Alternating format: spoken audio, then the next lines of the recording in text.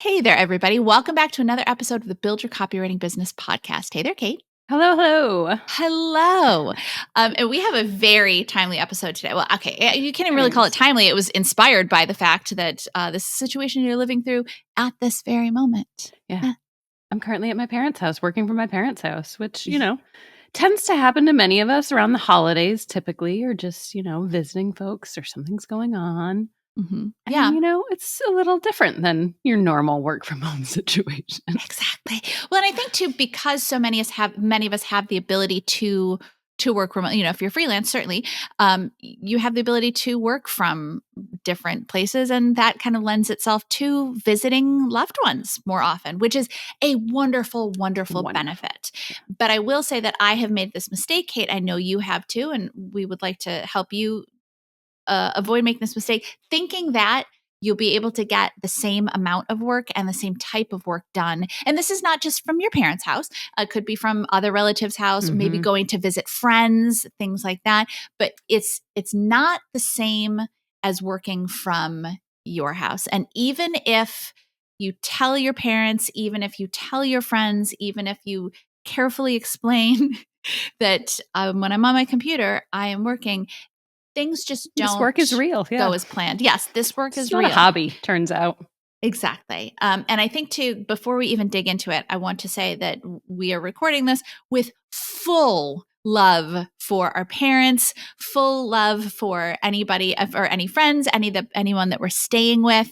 My mom is definitely listening. She's the number one Build Your Copywriting Business podcast listener. Yes, I love Mrs. you, Mom. Sitars, we love you. So this is not at all I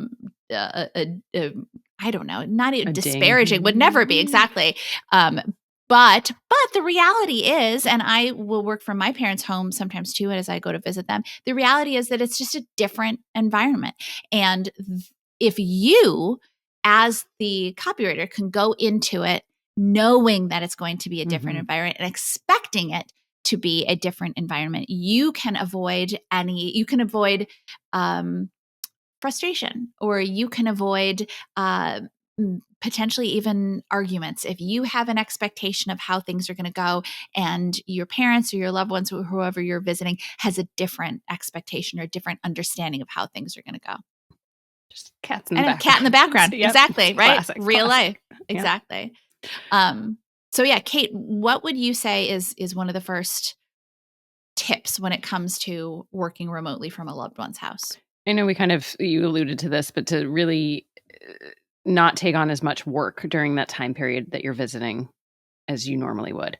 And obviously things come up, and maybe there's a family emergency. Obviously things happen, life happens. And so this might not be something you can always plan 100% for. But if for example, using the holidays as an example, if you're traveling around the holidays, to just give yourself a little more buffer than you normally would. We always advocate, obviously, for buffer anyway in projects, because stuff happens and you want to give yourself time and space to sleep on copy and not have to turn it around in 24 hours or anything. You don't want to be so pressured to get things done when, frankly, for a lot of people, your home environment might feel already pressured anyway. So to add to that pressure by putting the stress on yourself to deliver things like you normally would, it's just unrealistic, and you're setting yourself up for not the best at-home visitation. I think realistic is the best word, because I definitely have been unrealistic in the past of like, oh, I can, definitely work pretty much a full work day. And I know we have record podcast episodes, and obviously you're at your parents' house, and being genuinely realistic is really, really important, because it's not just even necessarily your loved ones. It's all of the other factors too. Like for me, I used to be like, no, I'll get so much work done. My parents are a bit older than yours, Kate, and they're a little bit less active. And I'm like, all right, great. I'll do work while they're napping in the afternoons. But the reality is that when my parents go up to take a nap, their dog focuses all of the attention on me, and the dog just spends all the time being like, let me out. I just want to show you how nice it is outside. Look at how nice it is. Perhaps you would like to take me for a walk. Oh, now I want to come back in. Oh, now that I'm in, I'd like to go back out again so I can again show you. I don't know why she has this voice, because she's an adorable little fuzzy white dog. But I'm not joking. She absolutely will make me let her outside to demonstrate to me how nice it is outside. This is 100% the way she work operates. Less, Nicki. Work less. Yeah. She's like, why don't we just go for a walk? You love them so much. So it's even when my parents are napping, then the dog is actually even maybe more of a distraction than when my parents are up and about in the rest of the house. Yeah. Yeah, and I'm going to use this example because it happened today, and I love my mom. Again, she's going to hear this. Love you, We Mom. love you, Mrs. Sitars. So much, but I think it's classic. It's on me. They know that I'm working, yes, but when I go out of a room or if I'm working amongst them, because it's a very open layout house, so there are rooms I can go to and close the door. You can see right now, I feel like podcast recording. Classic example of a place where I need a door and I need relative quiet, and I'm not in a home that is mine. And so I think thinking about that for meetings, because you need a space probably that you're not going to be interrupted. You can have a blur on your background, which I normally do here, so that people can go about their day and not feel like they're disrupting you. But noise will happen. And so maybe don't schedule your most important meetings for a time that you're going to be, whether it's at your parents or your friends or traveling or whatever. Save your important meetings for another time. Well, and you know what? Put yourself in your loved one's shoes too. Yes, Number one, I have recorded podcasts from my parents' house, and it's a little bit tricky because yes, I would record from their kind of open loft area. And number one, like my parents don't have any experience. My dad years and years ago working with microphones because he was a marketing director and would record videos. But like my mom has no experience working with microphones. So when I say I need it quiet, if she's downstairs, to her, she's thinking, well, I'm downstairs. So I'm good. I'm not up by her. Whereas we know that our mics are so good that they're going to pick up everything. So it's it's not her job to know how good my microphone is. Also on top of the fact that yes, it's a second home because it's my parents' home, but like I'm also a guest. So it's not really great for me to have made a plan to come in and be like, hey, everybody here needs to be silent for an hour because I have work to do. Like 100%. Maybe not so great. Maybe not also, again, maybe not realistic to make the entire house. It's one thing when it's my house, but to make the entire household be silent is maybe not a great plan to begin with. We joked about getting one of those on-air, records so people knew when I was recording. We did not do that because, again, it's their house. I'm a guest in it. I'm not paying their mortgage. Oh, man. But I think the other thing is, too, knowing that, when I break for lunch, that the lunch might take a little longer than expected. And I think that's okay to remember that we do this to have a work-life balance. And so when my mom stops me for 30 minutes to talk to about new outfits that she purchased for an upcoming trip, which, yes, it probably wasn't 30 minutes. I'm exaggerating. I know, Mom. She's going to fact check me on this one. But to know that, like, that's, what? That's okay. Like, is it derailing the work that I need to get done? Of course it is. But like, what's ultimately more important in our lives? Am I going to remember the project that I was supposed to be working on when I'm, 80 years old in a rocking chair? Hopefully I make it to 80. This is my vision for myself. I'm sipping a mint julep on a porch somewhere in a rocking chair. Let's retire together. Sure. Gladly. Savannah. Yeah.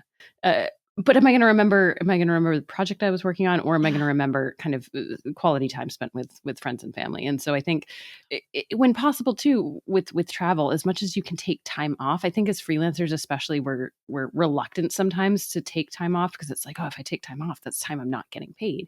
But again, build it into your rates so that you do feel comfortable knowing that, okay, I've built this into my project rates so that each year, here's my financial goal for, how much money I want to make each month, roughly on average. And knowing as you're going that you've done that math so that you can take 3, 4, 5, whatever number of weeks off that you've kind of accounted for.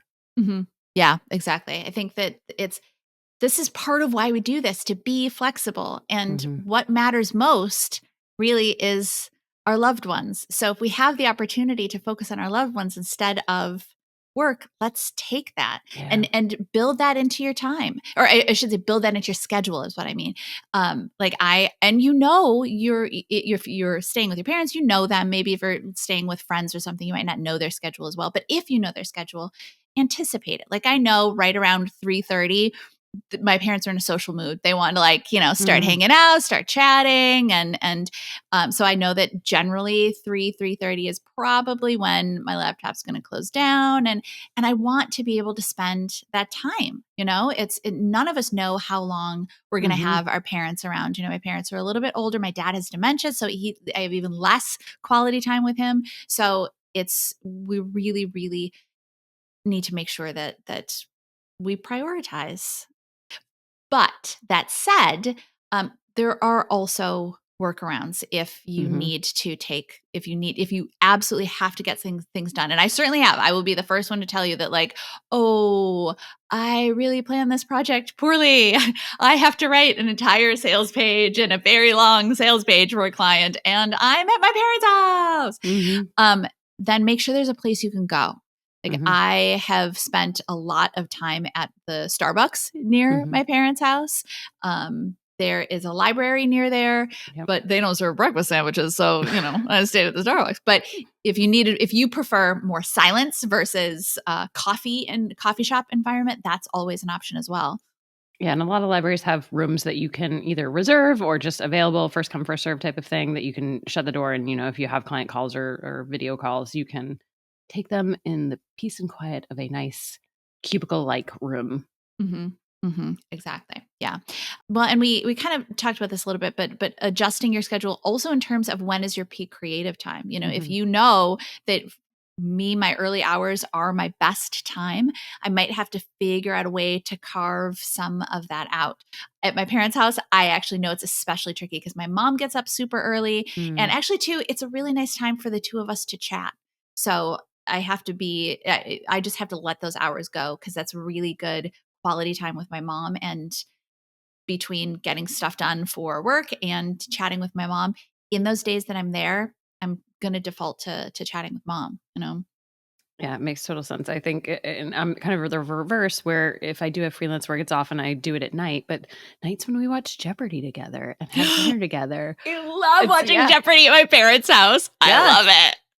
And so I know I'm not, sometimes I'll have my laptop open, but it's much nicer to be actually present and not have to try to multitask and do, you can't multitask. It's not a real thing. Well, and how do you shout at the screen with your answers and calling people, cowards for not doing a true daily double? You could go all in. Yeah. Like you only live once. It's not even real money. It's not yours till you actually win. Yeah. True daily double. Go all in. Come on. Anyway, I need to get you on Jeopardy. Yes. No, the geography wouldn't. It'd do pretty well with a lot of the other categories, but geography would degrade. Do they ever do Team Jeopardy? I don't know. They should do Team Jeopardy. Partner Jeopardy. Note to selves. Call Jeopardy. Last little point before we go off on a full Jeopardy tangent, because I absolutely would. Don't even get me started on how awesome Ken Jennings is. But the last little point is just make sure that you have a go-to kit of what you will use, what you need to have with you when you travel. This is kind of travel in general, but also especially at your parents' house, at your friend's house. Like just have a kit set. And really, if you have a little extra cash, buy duplicates of the stuff that you have on a daily basis so you can just grab your travel kit. Things that you might need. Earbuds or headphones, exactly. Chargers, chargers for your computer, chargers for your phone, chargers for if you use a tablet or something, chargers, earphones or earbuds or whatever you use. Good indicator that you're doing work and in work mode. So even if they're not on, they're good visual for people to know that you're in work mode. Yes, exactly. If you are doing calls, you're recording something. If you have a ring light, you can often get a ring light just for the computer, or like a little one. That's a good travel one. Let's see what else. I would recommend for me, and I know you don't use a second monitor, Nikki, but for me, anytime I travel, I'm just using my laptop, and I've very strongly considered getting a second kind of tablet-like device that I can plug in as a second monitor, because it's significantly, when you're used to having all of that space, and we love our tabs, as everyone knows. So when you have a lot of tabs and it gets hard to navigate, I'm so much slower on just a laptop.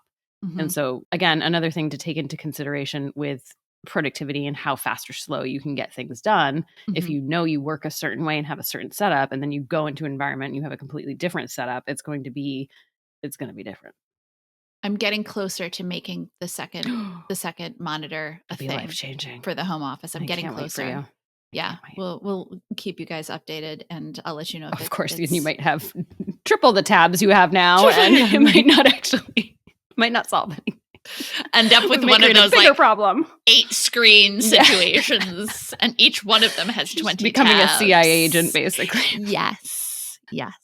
And really, before any of this, before you're starting to travel and you're making these plans, just have a conversation with whoever you're staying with, friend, family member. Caitlin, our operations manager, is actually coming to town next week, which is exciting. And we had that conversation of, okay, like she took certain days off, and I was like, okay, I'm planning on working this day. Okay, we're going to be working together these days. You work slightly different hours than me. So what's our plan? What can we, I'm planning to shift my work schedule a little earlier so that we can take advantage of afternoon to go on a walk, hike, whatever. I know you're like, Kate getting up early. That was a reaction. And Caitlin gets up super early. I know. I don't know if I'll be on Caitlin time, but it'll be earlier for me time for sure. But so having that conversation, so same thing with friends and family, and you might have to remind people of this again, because my parents, I've been doing this since 2015, fully remote, so they know, and they're quite good, I have to say. Besides all the kind of teasing that we've done, they're quite good at understanding that I have a job and that it's real and that I'm working, and that you wouldn't go up to me, you wouldn't come to my office in the middle of the day and say, hey, let me talk about my outfits that I bought. But it is a different environment. And so obviously giving each other that grace and space that you're sharing a space as you would no matter what, whether you're working or not in someone's home. But I think just setting some expectations to begin with, and then not being afraid to remind people of that, or just have another conversation to say, hey, I know that this is hard. I'm in your space. Is there anything that we can do to make sure that I can get my work done, but then we also can spend quality time together, and maybe just set a schedule in advance too of, okay, here kind of roughly going to be my working hours. And then I'm excited to spend time with you during these periods. I'm going to take this hour for lunch. We can go for a walk or whatever it is. Oh, you want to do something this afternoon? Let me see if I can front load my work earlier than normal, whatever it is, and just work it out in advance so that you kind of go in with a plan, and then you don't have to let resentment build or get stressed out. Mm-hmm. Nicely communicated. You should be a copywriter. Well, yeah, that was okay. Thank you. I thought it was good. Thank you. It was I'm very glad. good. Yeah. Yes. If you were my house guest, I would have been delighted to hear that. And it breaks my heart that I can't meet up with you and Caitlin at your house. You're going to be in. I'm going to be out of town. I'm going to be in Amsterdam. Yeah. Well, I know. What if the whole Amsterdam trip was just a surprising ruse? you? What if it's a gift to the Magi situation, and I head over to your house and you're in Amsterdam? That would be so sad. Yeah. Very sad. Very sad. Don't worry. I'll pop up some point at your house and say, what can I bring? What treats do you want me to bring? I love it. What Dunkin' Donuts item would you want me to bring? All of them.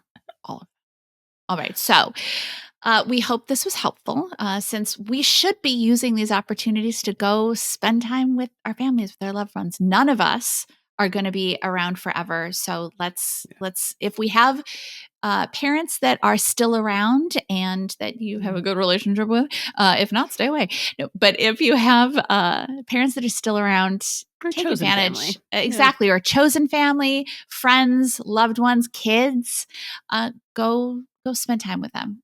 Our career is flexible, and we should be taking advantage of that to spend more time with people we love. Yeah. And if anyone else has any other tips for this type of thing, please leave us a comment, leave us a note. I'm always looking for additional tips.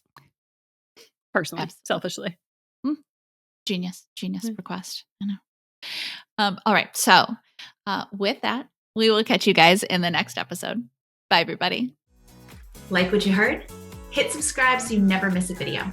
And if you're ready to take the first step toward becoming a copywriter yourself, sign up for a free video training right here.